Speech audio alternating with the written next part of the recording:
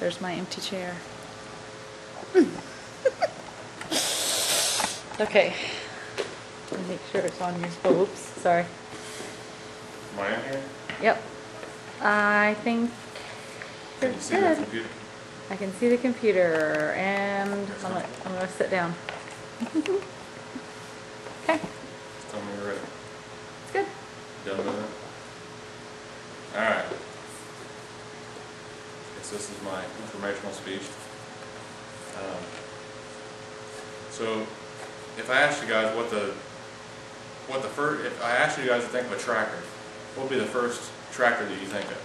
Or if I asked you to think of a tractor color, what's the first color that comes to mind? Well, I know for me, it's green. It's because John Deere is, the thing that comes to my mind when I think about tractors. And but they didn't always make tractors. And as a matter of fact, they didn't start making tractors until after John Deere passed away. So today we're going to talk a little bit about that and find out where it came from, a little bit about his life, and what they've developed into today. John Deere, he was born in 1804 in Rutland, Vermont. He was born into a poor family. He was one of 5 kids. And when he was only 4 years old, his dad went back to England to claim an inheritance that they said was waiting there for him, and he never returned. So basically, he grew up without a father. He had a pretty common school education at that time. It wasn't extensive, but it was normal for the era. He found that he liked blacksmithing. He used to watch the town blacksmith and really enjoyed it. So that's what he entered into when he got out of school.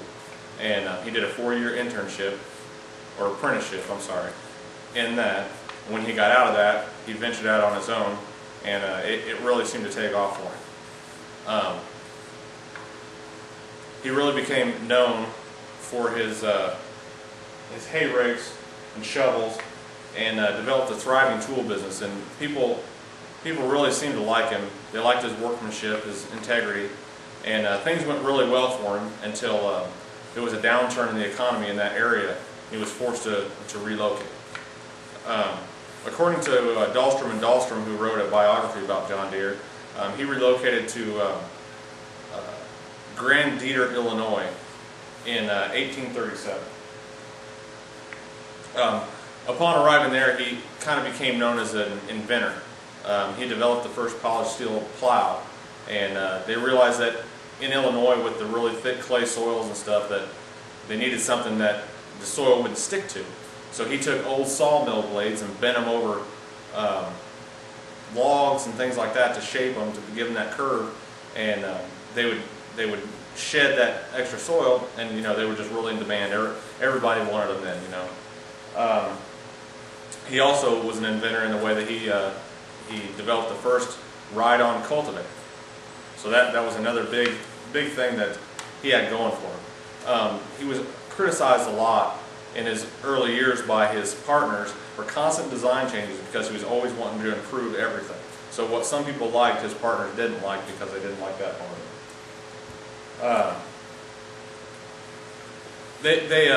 Upon moving to Illinois and starting the business and really getting it going, they become known for their adapting manufacturing processes.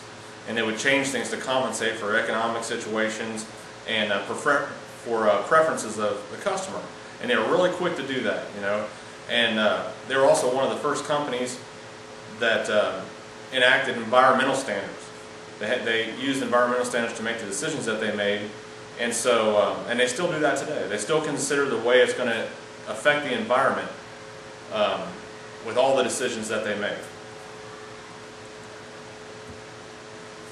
As I said before, John Deere didn't even start making tractors until after John Deere himself passed away. They bought Waterloo traction engine in 1918, and the Model D, appropriately named, was the first actual tractor with the John Deere name on it.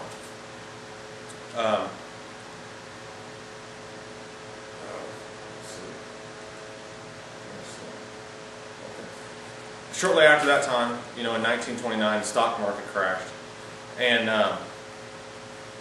they became known for, they had a lot of their customers who were having a hard time meeting their financial obligations. So they extended creative financing options, allowed people to skip payments, and this really endeared them to their customers, you know, and developed a strong faith in them by their customers, and that kind of lives on today. People really enjoy John Deere basically because of that. They know that they're out looking for looking after the customer. After World War II is when, you know, it really started taking off. During World War II, they did what a lot of corporations had to do, and they started making aircraft parts, ammunition, things like that. But during that time, they also improved their manufacturing processes. And so when they come out of the World War II era, they were really ready to hit the ground running. They developed the first diesel tractor, the Model 70. Shortly after that, they realized the high demand for turf equipment. People were using a lot more riding lawnmowers, and they developed the first riding lawnmower, the Model 110.